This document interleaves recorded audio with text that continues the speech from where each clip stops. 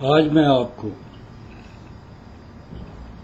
پرشن کنڈلی کے بارے میں کچھ بتاؤں گا۔ پرشن کنڈلی بڑی کام کی چیز ہے، خاص کر جو پروفیشنل اسٹرالوجر ہیں ان کے لیے یہ بہت مفید ہے۔ پاکستان میں آج کل شاید ہی کوئی اسٹرالوجر ہو جو پرشن کنڈلی کو جانتا ہو یا پرشن کنڈلی کے اوپر کام کرتا ہو یا پرشن کنڈلی کی کسی کو ریڈنگ آتی ہو۔ یہ ایک علیحدہ ہی سبجیکٹ ہے۔ پہلے جب میں نے یہ نیا اسٹرالوجی سیکھنی شروع کی اس وقت کافی لوگ تھے جو پرشن کنڈلی میں وقتی ذائچہ میں یا پرشن جوتش میں دلچسپی رکھتے تھے اور اس کی پریکٹس بھی کرتے تھے۔ ایک پروفیشنل اسٹرالوجر اس کے پاس کوئی کلائنٹ آ کر بیٹھتا ہے، آ کر خاموشی سے آ کر بیٹھ جاتا ہے اور اسٹرالوجر ہے اس نے اندازہ کرنا کہ یہ اتنے پوچھے گا کیا، وہ وقتی ذائچہ بنائے گا۔ وقتی ذائچے کے اوپر اس کے دل کے سوال کو بوجھنے کے لیے یا اس کے سوال کو جاننے کے لیے بہت سارے طریقے ہیں، لیکن جو سب سے عام طریقہ ہے وہ میں آپ کو بتاتا ہوں۔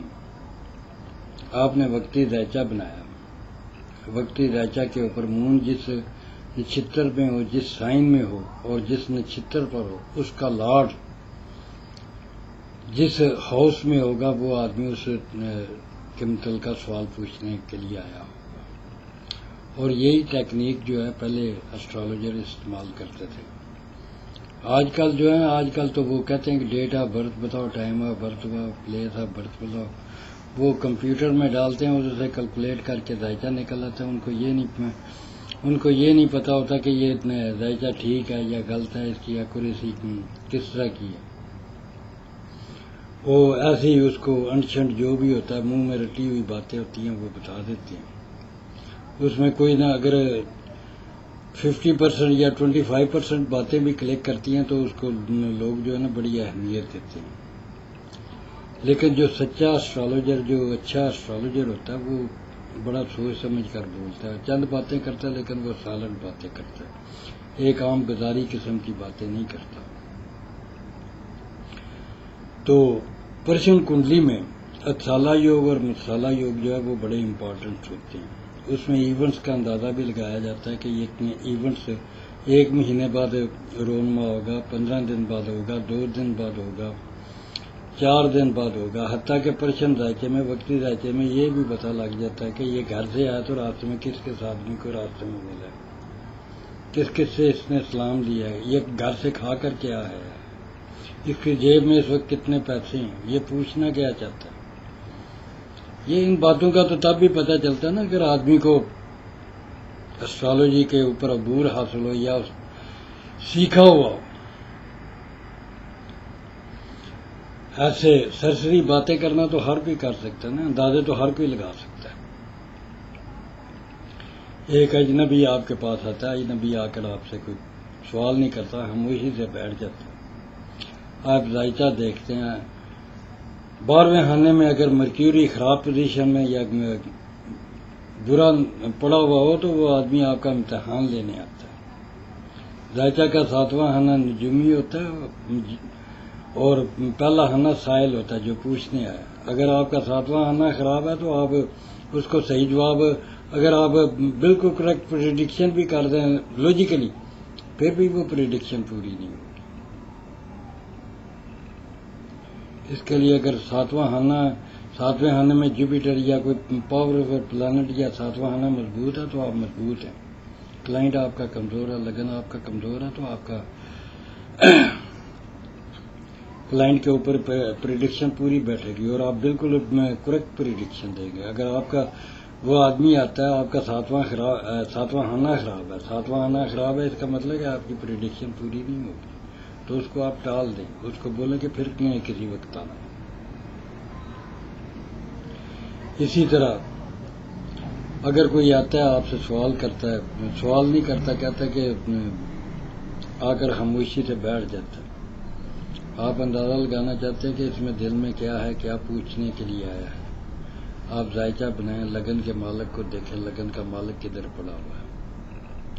ذائچے کے میں کمر کو دیکھیں، مون کو دیکھیں، چندرما جسے کہتے ہیں چندرما کو دیکھیں وہ کس راشی میں ہے، کس نچھتر پر ہے، اس نچھتر کا لارڈ کون سا ہے، وہ اس کا لارڈ کدھر بیٹھا ہوا ہے، اس کے لارڈ کی نوامشا میں کیا پوزیشن ہے. اور یہ جو آپ نے وقتی ذائچہ بنایا اس کی جنم راز نے مون کو پہلے ہانے میں رکھ کر جنم راز کا بھی ذائچہ بنایا اور تب جا کر اس کی کوئی آپ کنکلوژن یا کوئی پکی پریڈکشن نکال سکتے ہیں. ہندی ایسٹرالوجی میں وقتی ذائچہ کی دشا بھی نکالی جاتی ہے، دشا بھی کیلکولیٹ کرتے ہیں، دشا سے بھی پتہ چلتا ہے. لیکن اس میں زیادہ تر معتبر طریقہ جو ہے پریڈکشن کو جج کرنے کا وہ ذائچے میں اتسالہ یوگ اور متسالہ یوگ ہوتا ہے. لگن کے مالک اور خانہ سوال کے مالک کا آپس میں ریلیشن شپ دیکھا جاتا ہے، کیا ہے، کتنی دوری پر ہے، کس اسپیکٹ پر ہے.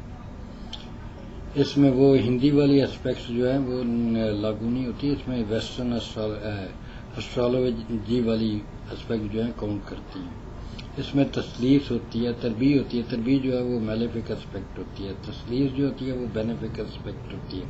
تسدیس ہوتی ہے جو 60 ڈگری کی ہوتی ہے، تسلیس جو ہے وہ 120 ڈگری کی ہوتی ہے، تربیع جو ہے وہ 90 ڈگری کی ہوتی ہے جو میلیفک اسپیکٹ ہوتی ہے. پھر ان کی آربٹ ہوتا ہے، ہر پلانٹ کا اپنا اپنا آربٹ ہوتا ہے. وہ کس وقت کسی کو کنجیکٹ کرتا ہے، کس وقت جا کر اس آربٹ میں آتا ہے، کس وقت اس کے ستارے کے آگے ہوتا ہے یا پیچھے ہوتا ہے یا کس وقت جا کر کنجیکٹ کرتا ہے، اس سے جو ہے ایونٹس کا اندازہ لگایا جاتا ہے. اس لیے کئی جو ہوشیار اسٹرالوجر ہیں وہ پیدائشی ذائچے کے ساتھ پہلے وقتی ذائچہ بنا کر رکھتے ہیں. وقتی ذائچے سے اندازہ لگا لیتے ہیں کہ یہ آدمی جو میرے پاس آیا یہ کیا پوچھنے آیا، اور ان کو اگر پیدائشی ذائچے سے کوئی سمجھ نہیں آتی تو وقتی ذائچے سے وہ جو ہے نا وہ جواب نکال کر دے دیتے ہیں، جو زیادہ تر 90% 80% جو ہے وہ کریکٹ ہوتا ہے. یہ ہے بھی بات درست ہے. جب آپ کسی ذائچے کی آپ ریڈنگ کرتے ہیں تو اس میں 3-4 ذائچے تو آپ کو مست بنانے پڑتے ہیں. ایک تو پیدائشی ذائچہ ہوتا ہے، ایک معامشہ ہوتا ہے، ایک جنم راز ہوتی ہے، اس کے ساتھ منتھا بھی نکالتے ہیں آپ، اور اس کے ساتھ ورش پال بھی نکالتے ہیں جو سالانہ ذائچہ ہوتا ہے. اور ان تمام ذائچوں کو کور کرنے کے لیے آپ وقتی ذائچہ بھی بناتے ہیں، بنانا چاہیے. ان تمام ذائچوں کو دیکھ کر، تمام ذائچوں کو ایک دم ذہن میں لا کر تو تب ایک پریڈکشن، ایک سالڈ بات جو ہے ذہن میں آتی ہے. یہ تجربے سے آتی ہے، یہ کتابیں پڑھنے سے نہیں آتی. اور پیدائشی ذائچے میں مہادشا، انتردشا، پرنتر دشا، سوکشم دشا، اس کا بھی اندازہ لگایا جاتا ہے. اور پیدائشی ذائچے کی ریڈنگ مختلف ہوتی ہے اور وقتی ذائچے کی ریڈنگ مختلف ہوتی ہے. میں آپ کو ایک ذائچے کی ریڈنگ بتاؤں گا، وہ اگلے ایپیسوڈ میں بتاؤں گا. کہ کل میرے پاس ایک کلائنٹ آیا تھا، اس نے بولا کہ میں افریقہ کی ریس میں پیسہ لگانا چاہتا ہوں، لگاؤں یا نہ لگاؤں. کرکٹ کا پرسوں میچ ہو رہا ہے، اس کے اوپر پیسہ لگاؤں یا نہ لگاؤں. تو اس کے پاس ڈیٹ آف برتھ اور ٹائم آف برتھ نہیں تھی. میں اس کا وقتی ذائچہ بنایا تھا. تو وقتی ذائچے کی میں انٹرپریٹیشن آپ کو نیکسٹ ایپیسوڈ میں دوں گا.